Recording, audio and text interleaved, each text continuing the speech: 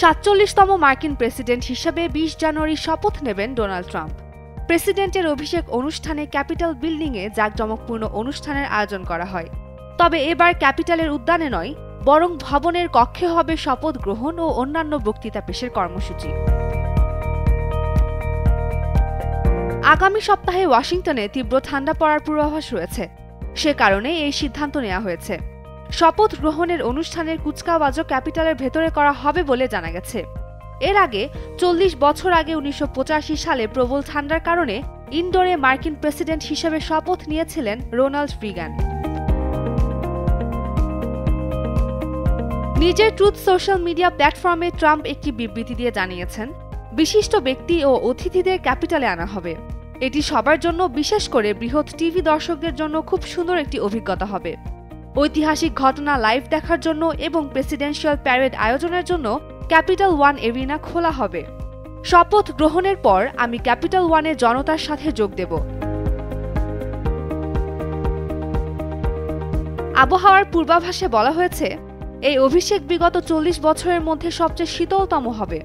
এমনকি সেদিন তুষার ঝড়ো হওয়ার আশঙ্কা রয়েছে। সেদিন তাপমাত্রা সর্বনিম্ন -11 ডিগ্রি এবং সর্বোচ্চ -5 ডিগ্রি পর্যন্ত হতে পারে।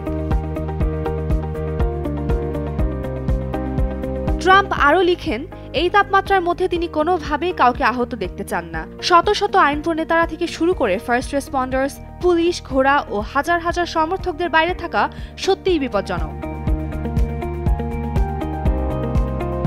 তবে কেউ যদি অনুষ্ঠানে এর পরেও আসতে চান, অবশ্যই ভালো গরমের পোশাক পরে আসার অনুরোধ জানিয়েছেন মার্কিন প্রেসিডেন্ট। তবে ক্যাপিটল বিল্ডিং চত্বরে শপথ গ্রহণ অনুষ্ঠানে লাইভ সম্প্রচারও করা হবে সেদিন। সাধারণত প্রেসিডেন্টের শপথ গ্রহণ অনুষ্ঠান পরিচালনা করে থাকেন মার্কিন যুক্তরাষ্ট্রের সুপ্রিম কোর্টের প্রধান বিচারপতি। আগামী সোমবারেও ট্রাম্পকে শপথ বাক্য পাঠ করাবেন প্রধান বিচারপতি জন রবার্টস।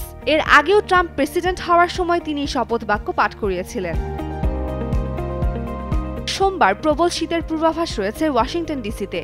-11 ডিগ্রি সেলসিয়াসের সর্বনিম্ন তাপমাত্রা পৌঁছতে পারে। সর্বোচ্চ তাপমাত্রা থাকতে পারে -5 ডিগ্রি সেলসিয়াস।